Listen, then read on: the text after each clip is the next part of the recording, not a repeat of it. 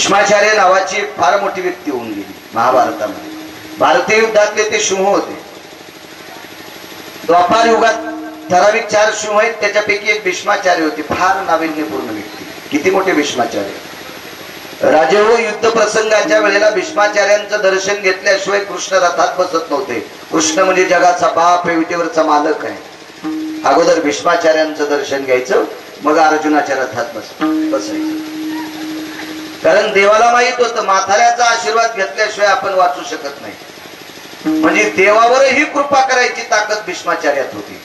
एवढी मोठी व्याप्ती, एवढा मोठा अधिकार भीष्माचार्यांचा. ते भीष्माचार्य एके दिवशी शरपंजरी पडले. अर्जुनाला बाण मारायला लावला. मारायला लावणारा पंढरपुरातला मालक आहे, ज्याला मारायला लावला तो मेव्हणा आहे. विश्वाच्या मालकाची बहीण अर्जुनाची पत्नी होती सुभद्रा. मेव्हण्यांचं नातं होतं. 113 बाण अंगात गेले. भीष्माचार्य धाड दिवशी खाली पडले. ज्योती सरोवर नावाचं एक सरोवर आहे कुरुक्षेत्रावर. त्या ठिकाणी आता जिथं ब्रह्मसरोवर आहे त्याच्या बाजूला नुसतं नाव आहे ज्योती सरोवर, सरोवर नाही तिथं, ब्रह्मसरोवर आहे. त्या ज्योती सरोवराच्या बाजूला भीष्माचार्याचं पार्थिव पडलं. म्हणजे सत्य चेतन होते, खाली पडले. पडल्याबरोबर रथातनं जगाचा मालक उतरला आणि भीष्माचार्यांना साष्टांग प्रणिपात केला. कल्पना लक्षात घ्या. मारला पंढरपुरातल्या मालकानं आणि सगळ्यात अगोदर दर्शनाला कोण गेले माहिती? देवच गेला. देवच गेला. याला राजकारण म्हणतात. याला राजकारण म्हणायचं, याला राजकारण. कारण राजकारणातला 1 नंबरचा डॉन कोण असेल तर कृष्ण होते. माझ्या वाचनात 5 डॉन आले. 6वा मी जिवंत आहे तोपर्यंत जन्माला येणार नाही. 5च राजकारणातले डॉन. 1 नंबरचे डॉन कृष्ण, 2 नंबरचे विदुर काका, 5व्या क्रमांकाचा रयतेचा राजा छत्रपती शिवाजी महाराज. मधले 2 कोण होते? घरी गेल्या वाचा, खपक्या मोबाईल आहेत तुम्हाला. विठाला विठाला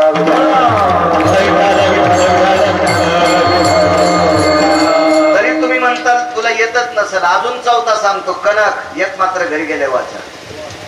5 राजकारणातले डॉन झाले. त्याच्यातला 1 नंबरचा कृष्ण होता. राजकारण तिथून सुरू झाले. राजकारण त्रेतायुगात करता आलं नाही. एका साधूचा ऐकून सगळ्या गोष्टी चालत राहिल्या. तो 7वा अवतार. 8वा अवतार स्वतंत्र होता. तिथून पुढे राजकारणाची धुरा सुरू झाली. आणि त्या जगाच्या मालकाने स्वतःहून अर्जुनाला सांगून आमच्या भीष्माचार्यांना मारलं आणि पाया पडण्यासाठी सगळ्यात हजर तो दर्शन घेतलं. काय सेवा करू, काय नाही. मान खाली लोंबते याच्या करता उशाला पाहिजे. अर्जुनाने 2 बाणाची उशी करून दिली. थोड्या वेळानं तहान लागली. कृष्णा पाणी पाहिजे. पाणी पाहिजे म्हणल्याबरोबर दुर्योधनाच्या पक्षातल्या लोकांनी पाणी आणलं सोन्याच्या झारीत. पेत नव्हतं म्हातारं. निष्कलंक म्हातारं होतं. फक्त भाकरी कौरवाच्या खात होतं म्हणून त्या बाजूने लढलं. इमानदारी होती म्हाताऱ्याच्या जीवनात. कृष्णा तहान लागली. अर्जुनाने अग्निबाण मारला. पाताळातल्या रसातळातल्या भोगावतीचं पाणी काढलं आणि भीष्माचार्यांना पाणी पाजलं. भगवान बोलत होते. देवाला सांगितलं, कन्हैया उत्तरायण कधी लागणार आहे? उत्तरायण विचारल्याबरोबर भगवान श्रीकृष्ण परमात्म्याने विदुर काकाकडे बघितलं. काकांच्या मुखारविंदातून शब्द पडला, भगवान आजपासून 22.5 दिवसाला उत्तरायण लागणार आहे. हे अधिकारी लोकांकरता मुहूर्त असतात. अधिकारी लोकांकरता मुहूर्त असतात. आयुष्यभर ज्यानं गांजा वळला तो एकादशीच्या दिवशी मेला काय आणि आमुष्याच्या दिवशी मेला काय, काय त्याला नवले. आयुष्यभर ज्यानं गांजा वळला, देशी पिली नाही म्हणले ते एकादशीच्या दिवशी मेला. अरे त्याला फुकल्यावर त्याच्या जाळातून देशीचा वास येत होता. आणि तो एकादशी दिवशी मेला. तुला इतका हाणायला पाहिजे की तू इंचभर जागा रिकामी नाही ठाल पाहिजे. नाराय का कोणालाही चोमळी तू विठाला विठाला.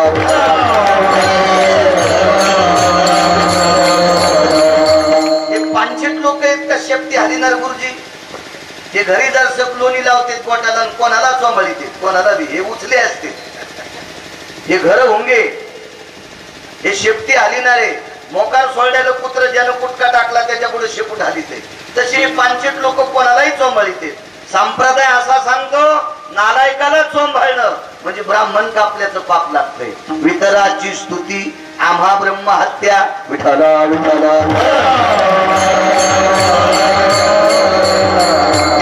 वस्तुस्थिती असेल एखाद्याचं वर्णन करा ते ठीक आहे, एखाद्या वस्तुस्थिती एखाद्याचं वर्णन करा ते ठीक आहे, पण त्यानं काहीच काम केलं नाही आणि 4-2 पाकिटात जास्त घाला म्हणून त्याच्या अंडरवेली धुतू का सुमळ्या, तो संसार जळून जाईल त्या नालायकाची स्तुती केल्यावर. विठाला विठाला विठाला.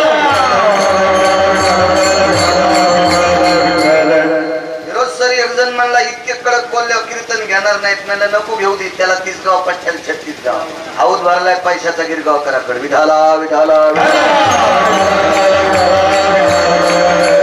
कॅमेरा चालू आहे पुन्हा, हे काय अंधारात थोडा बोलायचो. आणि ठीक आहे एखाद्या नालायकाला जर महेर सर आम्ही चोंबाळलं त्यानं 2 कोटी रुपये दिले आणि जाता जाता गिरगाव करायला संभाजीनगरला जर अटॅक आला तर अंगाव घेऊन फुकून जायचं, काय करायचे ते 2 कोटी? त्या देणाऱ्याच्या हातात एक आमची जिंदगी बरी करणं. आमचं आयुष्य किती गोड ठेवायचं ते काशीतल्या मालकाच्या आणि पंढरपुरातल्या मालकाच्या हातात आहे, म्हणून भांग्या वेळेला चोंबाळायचं नाही आम्ही. विठाला विठाला.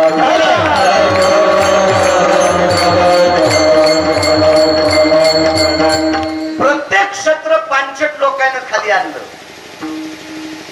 कुठलंही क्षेत्र असू द्या, राजकारण असू द्या, व्यापार असू द्या, शैक्षणिक क्षेत्र असू द्या, अध्यात्म असू द्या, कुठलं कला क्षेत्र असू द्या, ज्या ज्या क्षेत्रामध्ये चोंभाळ्या आणि नालायक लोकांची संख्या वाढली ते क्षेत्र खाली खाली येत असतं, खाली खाली येत असतं.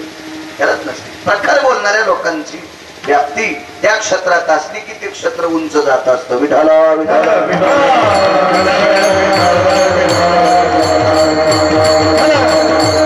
कल्पना करा आपल्या तात्विक आणि सात्विक सत्तेवर आरूढ असणाऱ्या लोकांचे मंदिर होत असतात. इथे एका महान योगी राजांचं मंदिर आहे, सद्गुरु जनार्दन स्वामी महाराज. हे तात्विक आणि सात्विक सत्तेवर आरूढ असणारी लोक होती, आरूढ असणारी. महाराष्ट्रभर ज्यांची मंदिर आहे. का? यांनी कोणाला चोंबाळलं बी नाही, कोणाला वरबळलं बी नाही आणि उपदेश केला असेल तर पुढच्याच्या फायद्याचा केला. अशी सात्विक लोक देवाला आवडत होती. म्हणून हे असताना किती गोड होती लोकांना माहीतच होती, पण गेल्याच्या नंतरही त्यांच्या आरत्या आणि पूजा केल्या जातात. ही माणसं चांगली वागली याच्याकरता देवाला आवडतात. विठाला विठाला.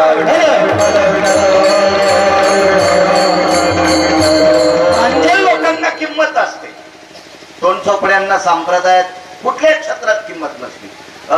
राजकारणात सुद्धा तोंड चोपड्यांना लोक जवळ चांगलं बोलते, माघारी त्याला पोह्यातला कढीपत्ता कसा उचलून टाकतात महेर सर तसं फेकून देते. या महाराज. विठाला विठाला.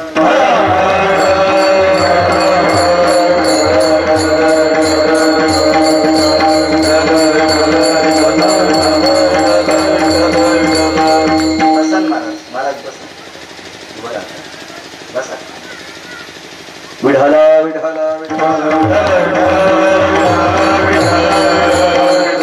सात्विक तात्विक सदाचारी पुण्यशील पावन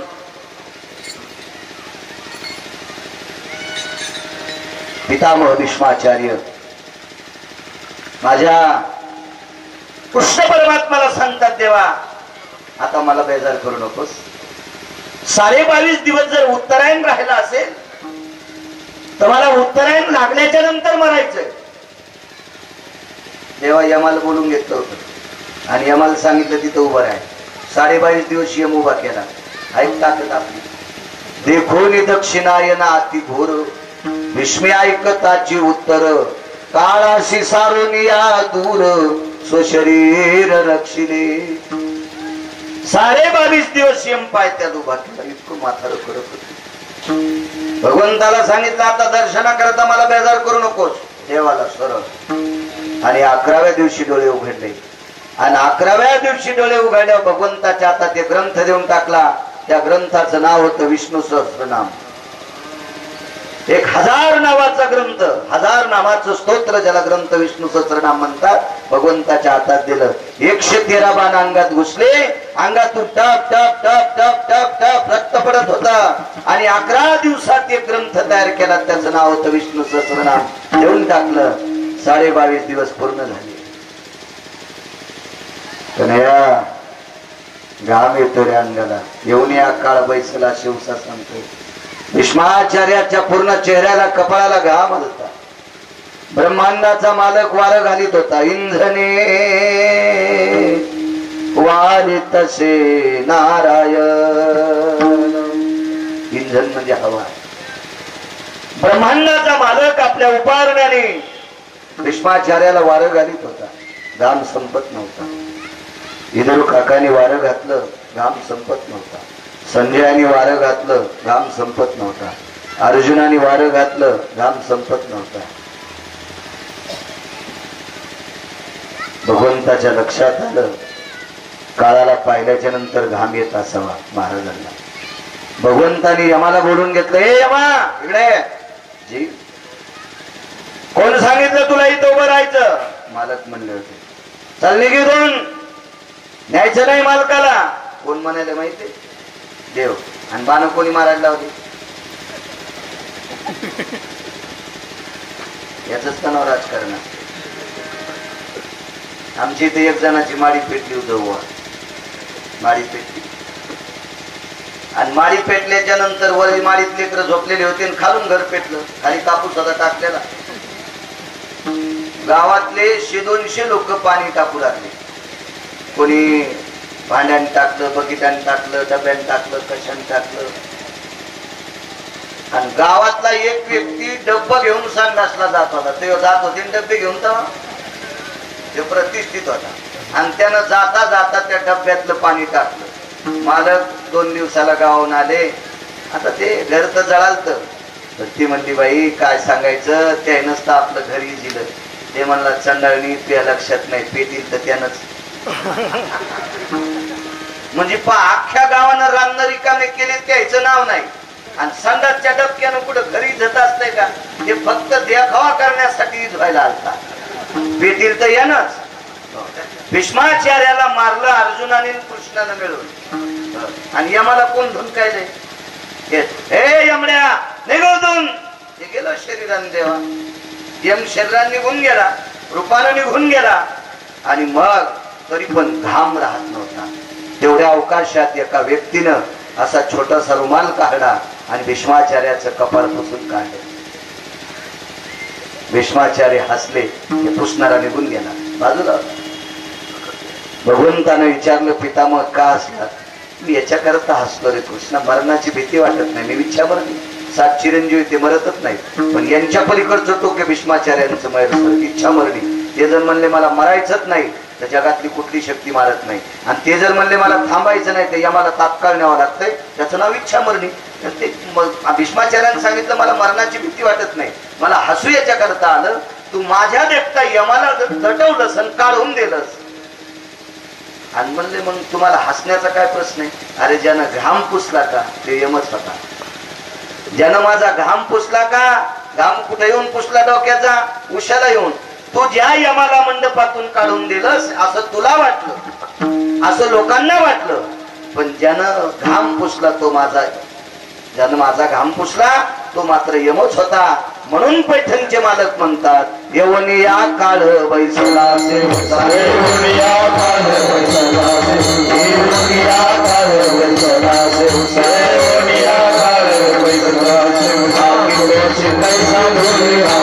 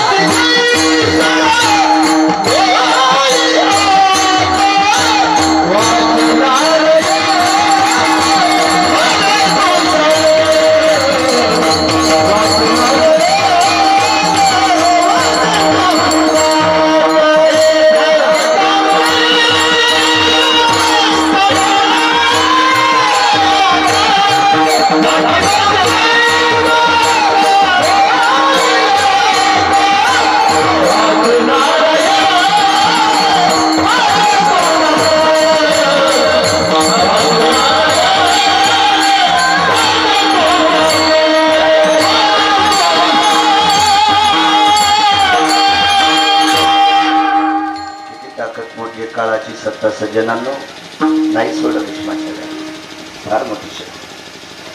अभिमन्यू नावाची व्यक्ती पाहत असेल, तुमच्या प्रख्यात असेल, माहीत असावी. अभिमन्यू नावाची व्यक्ती फार मोठी होती. तो पंढरपुरातल्या मालकाचा सख्खा भाचा होता. महेश सख्खा भाचा पंढरपुरातल्या मालकाचा. कोणाला म्हणायचं मालक? काल परवा 2-3 दिवस वातावरण खराब झालं. उद्धवबुवा किती विज्ञानावाले एकत्रित आल्या, वातावरण नीट केलं असतं.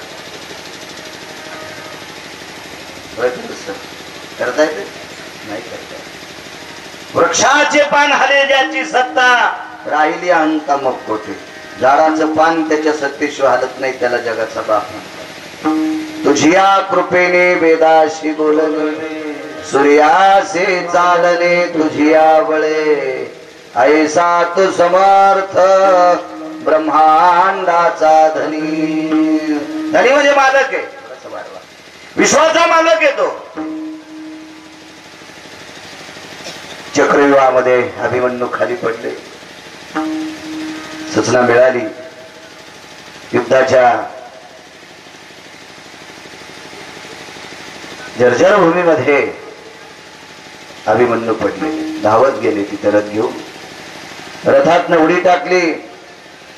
रक्तामासानं माखलेली ती जमीन होती. लाखो वीरांचं रक्त सांडलेलं होतं.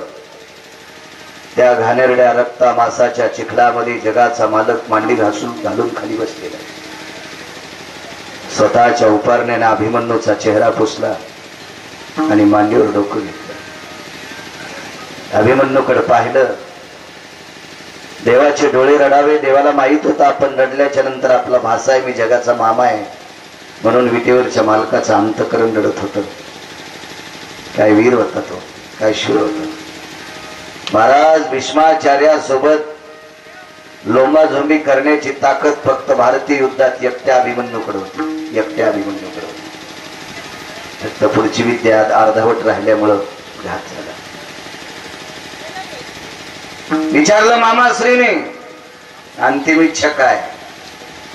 रडतोस मरणासाठी? नाही मामाश्री, मरणाची भीती नाही. वीरानं मरता मरता रडू नये.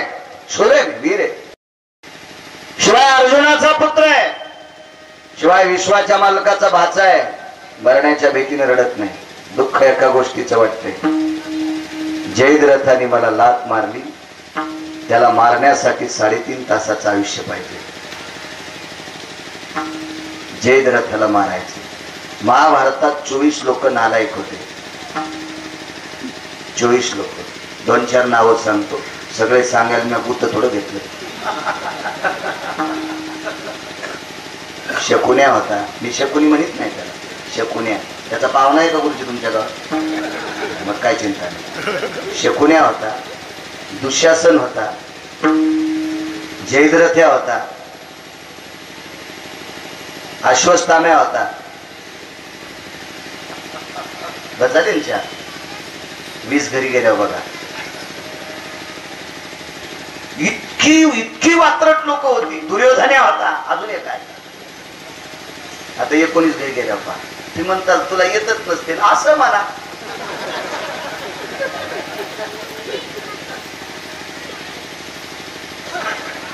उद्धव किती शकुनी हरामखोर. कुटुंब प्रणालीमध्ये एका क्षणाचं ज्याला स्थान देऊ नये इतका नालायक होता महाराज शकुनी. इतका नालायक.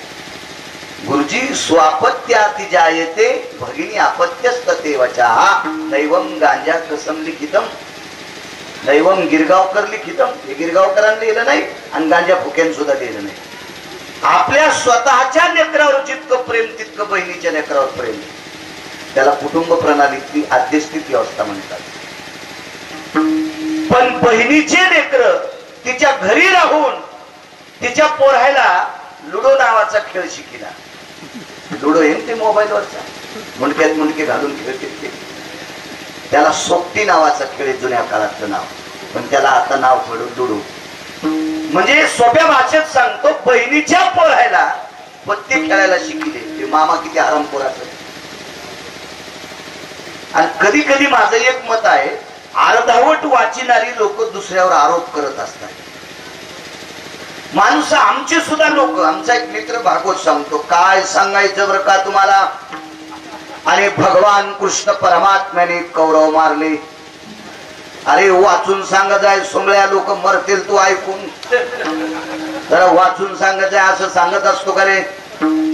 कौरवास्थित जायम मातुलंच कुलयो यतंति निष्ठा भय व्याप्ति जायम अधिपत्य भयो यमाग्रजायम मातुला स्थितायाम गच्छन्ति कामः. हे कोणी एखाद्या भंगिरेला लिहिले का? कौरवाला मारलं सख्या मामानं. देवाचा तिळ मात्र समज नाही, फक्त निमित्त्या करता उभा आहे. त्याच्या सख्या मामानं मारलं. बहिणीच्या 100 सुना पांढऱ्या साडीमध्ये संक्रांतीच्या दिवशी 100 सुना विधवा, सख्या बहिणीच्या सुना. महाराज लेकी सारख्या असतात त्या, आणि त्या विधवा केल्या मैर सर शकुन्यानं. इतका नालायक होता शकुन्या. रावणाला कोणी मारलं माहिती? रामप्रभू ना. आरोप करू नका देवावर, कशाला बदनाम करता त्याला. मारुती आहे ना, नाही. रावणाला मारलं त्याच्या तुटलेल्या नाकाच्या बहिणीनं एक, आणि त्याच्या खुर्चीची लालूच असलेल्या भावानं एक. आणि दुसरी गोष्ट, त्याचा झोपाळू भाऊ एक होता, त्याच्या चुकीमुळे, 3 लोकांच्या चुकीमुळे रावण मेला. रावण मृत्यू पावला. ज्या वेळेला रावण मृत्यू पावल्याच्या नंतर यमधर्माच्या दरबारात रावणाचा सत्कार करण्यात आला. यमधर्म कोणाला विचारित नाही बरं. ते मारते झोडते ते यम वेगळे आणि यमधर्म वेगळा होतो. यमधर्माने सन्मान केला. यमधर्माच्या पत्नीने मंदोदरी सती गेलत्या, त्यांची खडा नारळानं वटी भरली, आणि ते कोणाचाही आदर करत नाही यमधर्म. तो रिकामा नाही कोणाचा सत्कार करायचा, एक पटे का कोणाचा सत्कार करायचा. रावणानं विचारलं मनोगत. रावणाला लंकेश आपलं मनोगत व्यक्त करत आहे. काही नाही, एकच मनोगत आहे. किती कोटी राम जन्माला आल्यावर मला मारित होते. तर यमानं सांगितलं, अब्जानं जरी राम जन्माला आले असते तरी तुझ्या डोक्याच्या केसालाही धक्का नव्हता रावण. मग एवढी जर माझी सत्ता होती तर मग मी मेलो कस काय. तर यमाच्या डोळ्यातून मैरसर पाणी आलं. यमानं सांगितलं, दादा तुला फक्त मारलं तुझ्या 2 भावाईनं एका बहिणीनं. रक्ताच्या नात्यातले उद्धव ज्या वेळेला विशुद्ध होत असतात ना, त्यावेळेला माणसाची चांगली नाव पण फुटत असते, नाव फुटत असते. त्याला पुढे जायची गरज नव्हती, पण सांगतोय नालायक होता शकुनी. दुःशासन किती नालायक. राजे हो, मी तर म्हणतो एकदाही पंढरपूरला जायला जरी भेटलं नसेल तर दुःख मानू नका. काशीला जायला भेटलं नसेल तर दुःख मानू नका. पण एखाद्या स्त्रीच्या आबरूचं संरक्षण करायला जर भेटलं असेल तर 1 कोटी पंढरपूरच्या वाऱ्या केल्याचं पुण्य त्याला प्राप्त होतं. 1 कोटी 1 कोटी इतकं या देशाच्या स्त्रीचं संरक्षण करण्याची ताकद आहे. दुःशासन नावाच्या व्यक्तीनं पवित्र स्त्रीच्या पदराला हात घातला. याच्याकरता दुःशासन नालायक होता. तिनं देवाला सांगितलं, माझं शरीर उघड पाहता कामा नये. तो कपडा झाला, देवाच्या रूपात मिळाला. कौरवे पांचाली सभे माझी आणली, आणि वस्त्र हरणे वस्त्र कैशी झाली माऊली. जयद्रथांना दुःशासन नालायक होता. जयद्रथानं अभिमन्यूला लात मारली. हे धर्मयुद्धातलं काम नाही महाराज, हे चुकीच्या गोष्टी आहेत. तेव्हा कुत्र्याला नीतिमत्ता कळते. युद्ध प्रसंगात मी काही एखादा फौजी नाही, काही नाही, पण मला शास्त्र वाचण्याचा नाद उद्धव म्हणून मला माहिती आहे. आपल्या जवळचं शस्त्र संपल्याच्या नंतर हात वरी केले की पुढच्यानं त्याला मारायचं नसतं. ही युद्धातली धर्मनीती असते. तुम्हाला कुत्रे माहितीत ना, रिकामे फिरणारे न पाळलेले कुत्रे. या गल्लीतलं कुत्र त्या गल्लीत गेलं आणि त्या गल्लीतले कुत्रे जर वर चढ असले याच्या लक्षात येते आपल्याला आता तोडीत येत, तर त्याची नम्रता आहे काय माहितीये का, त्यानं कष्ट घालायचा. कष्ट कळलं तुम्हाला. दोन्ही पायाच्या मधात त्यानं शेपटी घातली की ते कुत्रे त्याला मारित नाहीत. का ते म्हणते यानं नम्रतेची लिंता घेतली. म्हणजे कुत्र्यांना कळत आहे, त्या कुत्र्याने नम्रता घेतली. इतकं नालायक कुत्र होतं जयद्रथ. तो माणूस असून त्याला कळत नव्हतं की आपल्या नात्यातलं बाळ आहे, रक्ताभंगार झालाय, शेवटचे श्वास मोजायलाय, तरी चालता चालता लात मारली. किती हरामखोर असेल होतो, किती नालायक असेल. त्याच्यातल्या 2 श्लोकातल्या जर अर्ध्या श्लोकाचा अर्थ 70 वर्षापर्यंत कोणाच महाराजांना सांगता येत नाही, कारण इतक्या घाणेरड्याशिवाय दिलं त्याला. माझं तो वय आता 41, मला कसं सांगता येते? सांगायला आता सांगा वाटतं, पण लोक तुम्ही ऐकायलाही बरं म्हणतात, मग नंतर म्हणतात बाळू लईच की तू बाप्पा. माणसा शिवाभाडी माघारी काढते. शास्त्रपाठ केले तो सांगू मला काय आयुष्य. आता तुम्ही काय बॉन्ड घेऊन आलो का? मागच एकदा 4 फेब्रुवारीला जात होतो 2019ला, तेव्हापासून तर बसावं लागतं. पहिलं कीर्तन इथंच केलं, डोणगावकरांच्या आईचंच राहत होतं, त्या बसून पटका दुसरेच बांधित होते. मला इतका नालायक तो दुर्योधन. किती नालायक. मोठी भाऊजाई मेहरसर आई समान असते, आणि आई समान असणाऱ्या भाऊजाईला भर सभेत मांडीवर बसवतो. किती हरामखोर होता. लायकी आहे त्याची अध्यात्म. इतकं तर सोडून द्यावं. 12-13 गोष्टीनं त्यानं चुकीच्या केल्या गोष्टी. द्रौपदी रस्त्याने जात असताना गोपुरावून विचारायचा, निशी माझी कवनाशी रचना. काय वाटत असेल त्या द्रौपदीला ऐकत असताना? राजे हो, जिचे नख पाहिल्याच्या नंतर दुर्वास 60,000 शिष्याचं जेवण निघतोय, जिचे होता दरुशन आणि मिळे पोट भरी अन्न, इतकी पतिव्रता स्त्री आणि तिला अश्लील शब्दात बोलत होता. घाणेरडा होता तो, घाणेरडा होता. असो, त्या जयद्रथाला मारण्यासाठी 3.5 तासाचं आयुष्य पाहिजे. एक जण म्हणला तितक्याच वेळाचं आयुष्य का? काय अभिमन्यूला माहित असेल रामधान, पण त्याच्या वेगाच्या, त्याच्या पलायनाची गती अभिमन्यूच्या लक्षात होती. हा किती जरी पळाला तर 3.5 तासाच्या आत मी त्याला गोठवू शकतो, त्याचा शेवट करू शकतो. म्हणून धोबा विटेवरच्या मालकाला आयुष्य मागितलं.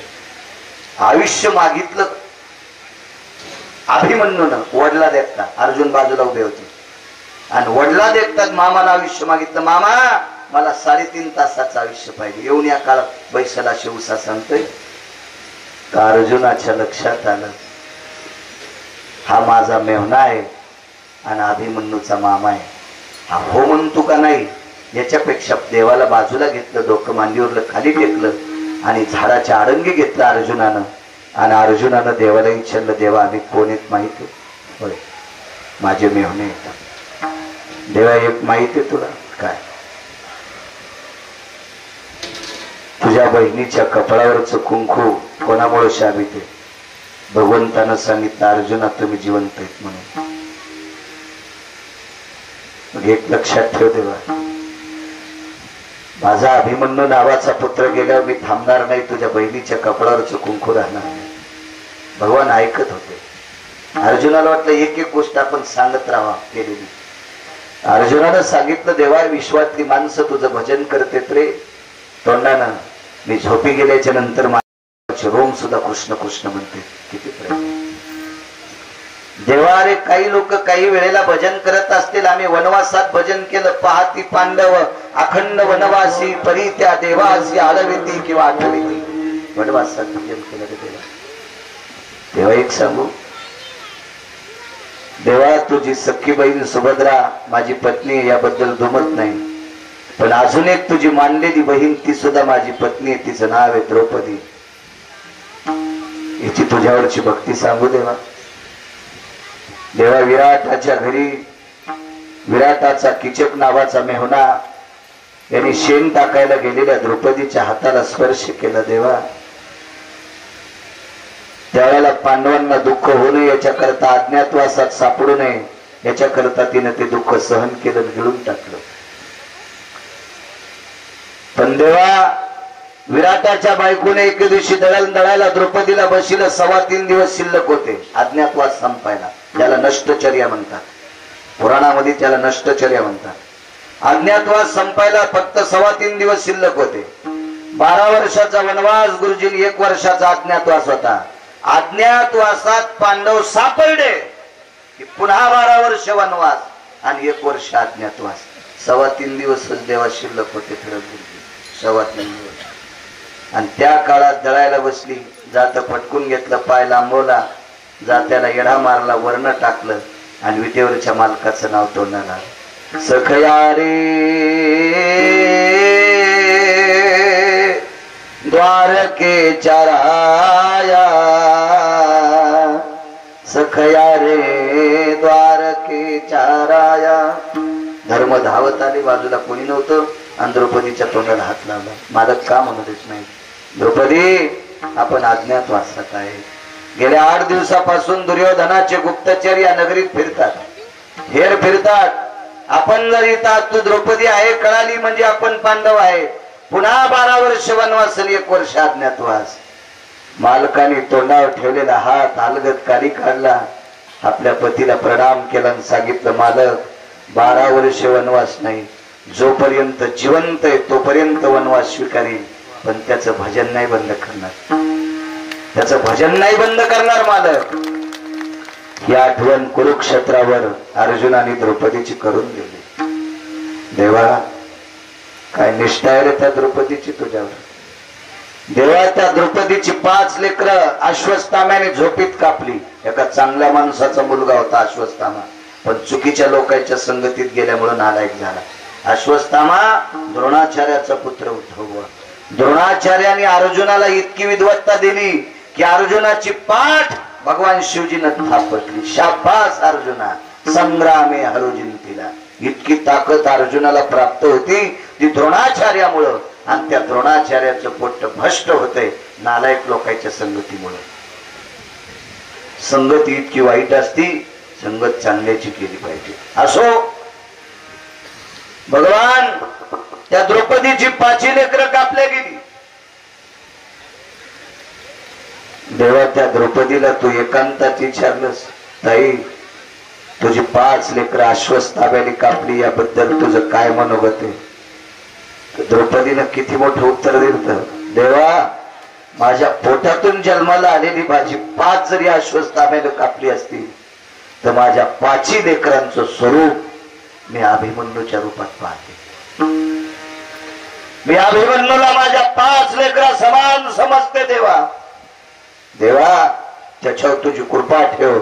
तुला आठवतं प्रभू, इतकी निष्ठा तुझ्या मानलेल्या बहिणीची आहे, आयुष्य देणार का? भगवंत काही बोलले नाही.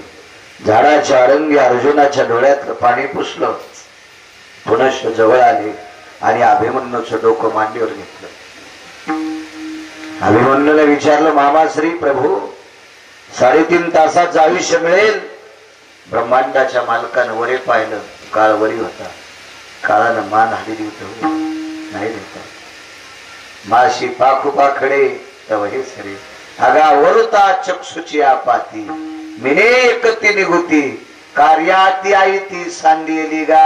वरच्या पापण खालच्या पापणाला लागते, तितका वेळ सुद्धा आयुष्याचा शिल्लक मिळू शकत नाही. काळानं मान हल्ली, जगाच्या मालकानं मेहरसर अभिमन्यूच्या तोंडावर हात फिरला आणि अभिमन्यूने काळाचे कायमचे डोळे झाकले.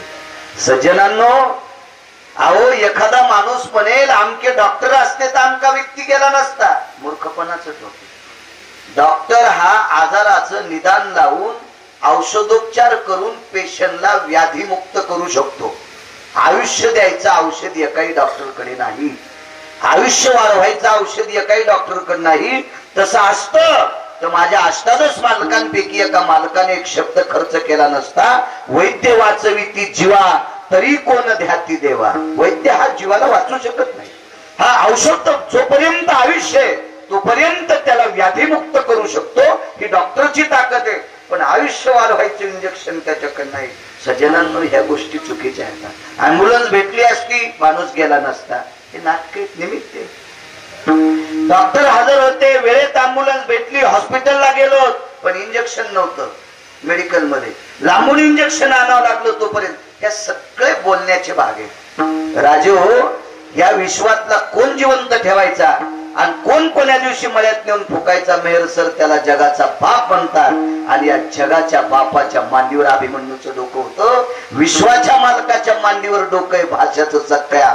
तरी पण काळ उशालात बसला, म्हणून मालक पहिल्या कडव्यात म्हणतात, येवनिया काळ बैसला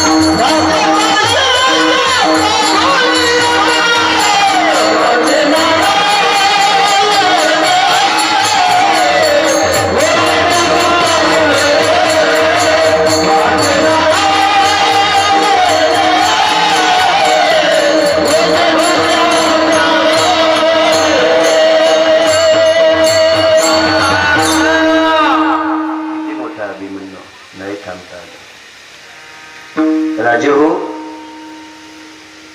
तुमच्या ऐकण्यात असेल नसेल असं म्हणायचं नाही, तुम्ही आज्ञेने आहात. एका राजाचं चरित्र सांगतो, वेळेत कीर्तन सुरू. आपण अमूल्य वेळ आहे लोकांचा. शिवाय सध्या एक कुरुक्षेत्र चालू आहे, बारीकस मार्केट कमिटीचं.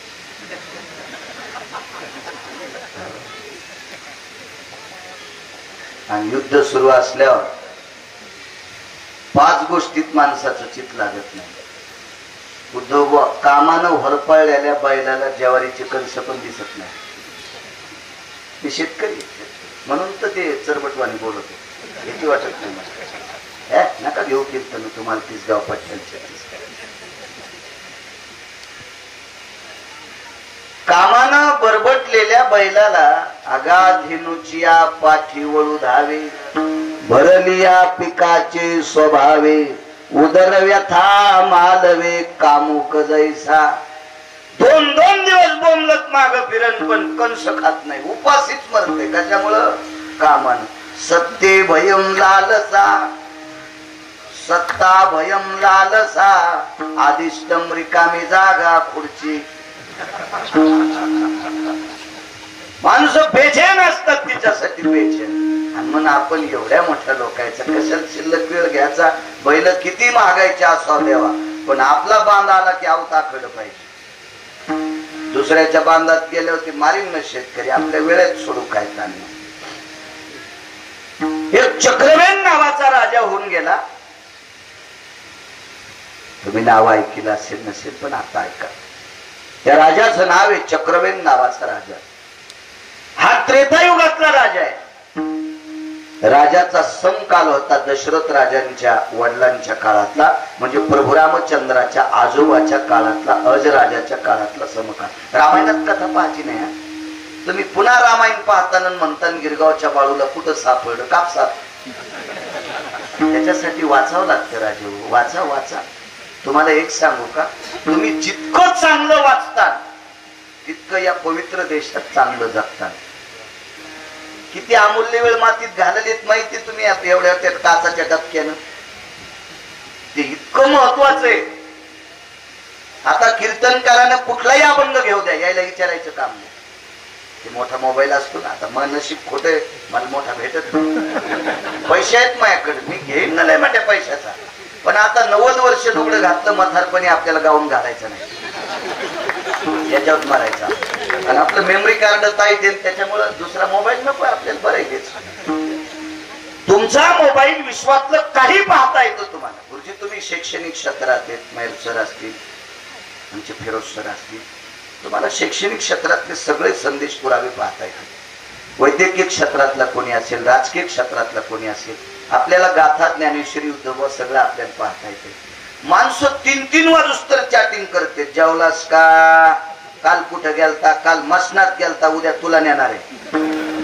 आणि कोणाला चॅटिंग करायला त्याला लायकी आहे का? त्याला बायकोनं 2-3 बाऱ्या झपकिले, त्याला तुम्ही संध्याकाळी चॅटिंग करायले. 60-65 वर्षाचं आयुष्य हराम खोरायसाठी आपण कशाला घालायचं? महाराज, चांगलं वाचा, आपलं जीवन उजळून जाईल. कशा करता चांगलं वाचायचं सांगू तुम्हाला. ज्या आजोबाच्या अंतकरणात चांगले सिद्धांत आहेत, ते नातवाला बोटाला धरून चालता चालता एखादा चांगला सिद्धांत सांगू शकतो. भविष्यात तो नातू देशाचा तारा होऊन या पवित्र भारत देशाला सांभाळू शकतो. ज्याच्या आज्यानं दिवसात 150 बिड्या वाढावा, तो नालायक आजा काय नातवाला चांगलं सांगणार आहे?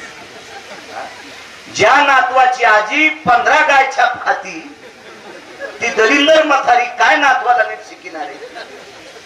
तंबाखू खाणार नीला राग आला तर काय गोळी थोडी घालणार आहे मला? ती म्हणेल मेर सरला पुन्हा दुसऱ्या बार आपल्या गावात आणू नका, तर हे गाव तूच डोक्यावर घे.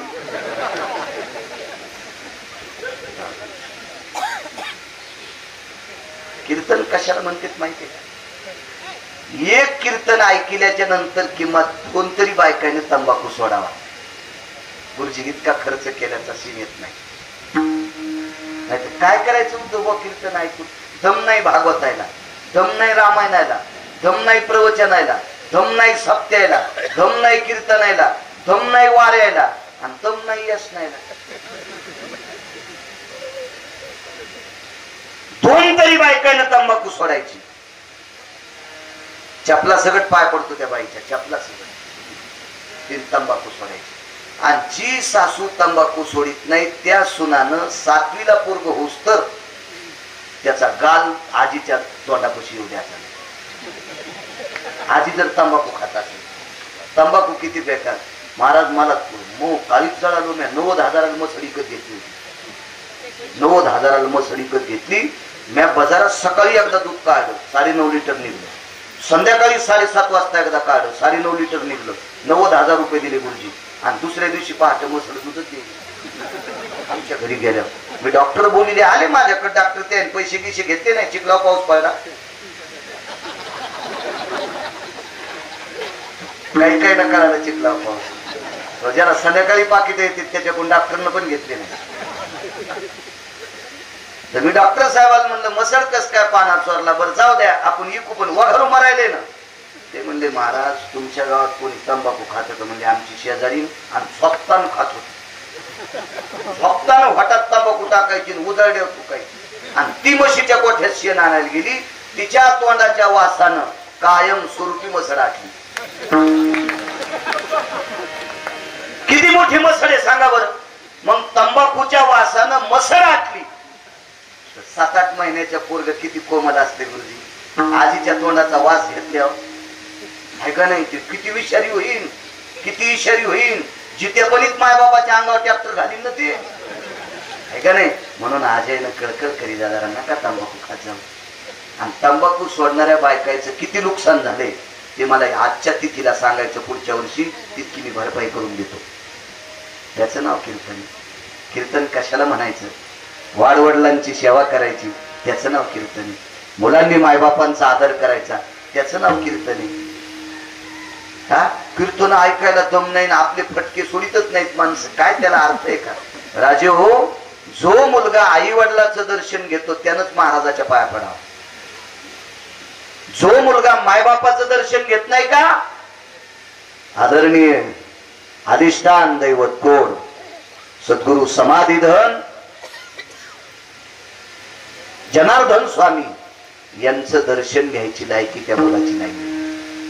जो मुलगा आई वडिलाचं दर्शन घेतो का, किमान आठवड्यात एकदा तरी, किमान सणावाराला तरी, अशाच मुलानं त्या संतांच्या पायावर डोकं ठेवावा. अन्यथा त्या मुलाला किंमत नाही. असं तुकोबाराय म्हणता. तुकोबाराय आई वडिलाच्या पाया पडणाऱ्याच्या पाया पडतात. नमो तया माता पित्याचे पालन, नमो त्या वचन सत्य वदे. तुकोबाराय म्हणतात नमो तया माता पित्याचे पालन. जो आई वडिलाचं पालन करतो, मी त्या मुलाला मानतोय असं तुकोबाराय म्हणतात. तुकोबाराय नमो त्या वचन सत्यवदे, जो खरं बोलतोय त्याला मी मानतोय, त्याला नमस्कार करतोय असं तुकोबाराय म्हणतात. गिरगावकर सांगतोय म्हणून ऐकायचं नाही. आई वडिलासारखी सेवा दुसरी कुठली नाही. एक मुलगा मायबापाला सांभाळीत नव्हता, मै पिशवी वागित होता. रविवारी म्हणायचं महाराज तुमची पिशवी घ्या, फेट्याची उपरण्याची पिशवी घ्यायची. मला एका गावातल्या माणसानं सांगितलंय मायबापाला नीट बोलत नाही. मी म्हणलं तू ह्या शापानं मई गाडी आणि मी बी जळण, तू खाली उतर. तू नव तू आई वडिलाला सांभाळीत नाही ना हरामखोरा, तू आमच्या गाडीत बसू नको, आपल्याला वाजून टाकते. कधी कधी मूर्ख हे किती लवचिक असू द्या, ते मूर्खच असतात. कधी कधी सापाचं विष परवडलं. एक तर वैद्यानं चांगली तपासणी केली, आयुष्य जर असेल तर वैद्य त्याला वाचू शकते, अन्यथा सापाच्या विषानं मरू शकते. विंचवाच्या विषानं 24 तास त्रास होतो, इतकंच फरक. पण मूर्खाच्या संगतीत कल्पची कल्प मातीत जाते, पिढ्याची पिढ्या मातीत जातात, पिढ्याची पिढ्या. अहो एक बाई मूर्ख 703 पत्न्या राजा दशरथाला, 703 पत्न्या राजा दशरथाला एक मूर्ख बाई सापडली. मूर्ख, ती दिसायला सुंदर होती. नामदेवराय सुद्धा म्हणतात सुंदरपणाचा अभिमान म्हणी, काही अत्यंत सुंदर, पण इतकी नालायक होती. तिच्या नालायकपणामुळे पंढरपुरातल्या मालकाला 14 वर्ष 27 दिवस बिना चपलाचं फिरावं लागलं. तिच्या नालायकपणानं जगाचा बाप ज्याच्या पोटी जन्माला आलाय, देवाचा बाप राजा दशरथ पुत्रयोगाने मेला महाराज, या बाईचा नालायकपणा होता. म्हणून नालायक माणसं ज्याच्या जीवनात पडली का त्याचं जीवन मातीला जातो. तुम्हाला एक सांगू का, व्यसनी जरी नसेल, आळशी पण नसावा. आळशी माणूस व्यसनीपेक्षा घातक असतो.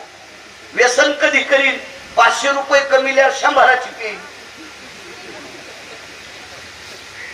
निदान 400 तरी घरी द्यायला आणि पप्याच्या माईला तेव्हा असं मी म्हणत नाही. पण आळशी माणसं म्हणजे खसखशीच्या पोत्याला पडलेलं भोकाड. आळशी भोकाड शब्द जड गेला नाही का, छिद्र. मला चोंबाळून इंजेक्शन द्यायचा ना, मला संस्कृत चांगली. तुम्ही जर म्हणले 15 दिवस कोण्या माणसांसोबत राहायचं, एकही दुसरा शब्द येऊ येत नाही, पण जाईल ना 30 फुटांवरून. इदनं भय व्याप्ती सर्व सुदिक्काला सर्व छंदे भयस्थितो मिमकृतो जन्यति सकलति सुदय जायत प्रसन्नतो जया सर्वानां पुण्यस्मरणो भय जायन्ति सर्वस्थितो आदिष्टितरं सर्वसितं रामभुवरं शर्मण्ये यजमानस्तो भयस्थितायां मनसा रामयन् संजययतिं महेरः बालासायब यत् महेरं यत् पुनितातिथि जायन्ति ध्रुव महाराज यति शर्मण्ये नाव माहित नाही. सकल सिद्धो भय जायन्ते यत् पुण्यानां यत् कालाति भवति जुष्टद सर्वस्थितो बल महाराजो यति शर्मण्यं गति भायन्ति जायन्ति छत्रपति भय संभाजीनगर यत् पायन्तो सर्वस्थितो अधिष्ठितं भय पुनितो भयो आश्रितं भय जन्जायन्ति यत् जायति जलगावेति नाम्नेयं पुनिताभया इष्टं मित्रं कलत्रयं भय संगपुरुषं जायन्ति. याच्यात काय काय करायला माहितीये का, छत्रपती संभाजीनगर एक, महाराजाचं नाव 2, दोन्ही महेर सर आणि वकील साहेबाचं नाव, गिरगावचा बाळू, वरचं चट तुमच्यावरून गेलं. आणि काय मोठाळ पण तुम्हाला त्या एवढ्या याच्यामध्ये. सोमाळे माणसं कुठंच कामाची नसतात. मला एकदा मलेरिया झाला होता, अंगाच्या वरून ताप येत होती. डॉक्टरनं ब्लड काढलं, मशीन मध्ये घातलं, तुम्हाला मलेरिया म्हणजे औषध 6 इंजेक्शन 35 गोळ्या, रुपये नाही, फुकट सगळं. झोपा. एक एकूण इंजेक्शन दिलं, एकूण दिलं, दुखलं नाही इंजेक्शन. यांना इंजेक्शन दुखलं नाही, आपला हात नरम आहे, आपल्या हातानं इंजेक्शन दुखत नाही. म्हणलं 6 द्या, रिॲक्शन येते. 2-2च घ्यावं लागते 3-3 दिवसाच्या फरकाने. म्हणलं डॉक्टर साहेबांनी 2 इंजेक्शन दिले पण आपलं इंजेक्शन दुखलंच नाही. हॉस्पिटलच्या बाहेर गेल्यावर कळालं इंजेक्शन का दुखलं नाही, कारण त्या अंगात टोचलंच नाही, ते धोत्राच्या कष्टातच आणलं. कसा गुन्हे पेशंटला असा चोंबळे डॉक्टर असतात. त्याच्यामुळे वक्तव्य चोंबा